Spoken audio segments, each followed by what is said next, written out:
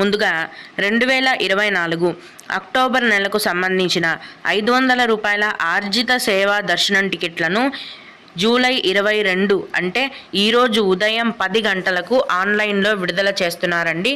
ఆర్జిత సేవలు అంటే కళ్యాణోత్సవం, ఊంజల్ సేవ, సహస్ర దీపాలంకరణ సేవ మరియు ఆర్జిత బ్రహ్మోత్సవం. ఈ సేవల యొక్క ధర అనేది ఒకరికి 500 రూపాయలండి. అందుకే దీన్ని 500 రూపాయల ఆర్జిత సేవా దర్శనం టికెట్లు అని అంటారు. ఒక ఐడితో ఈ 500 రూపాయల దర్శనం టికెట్లను ఇద్దరికి బుక్ చేసుకోవచ్చండి.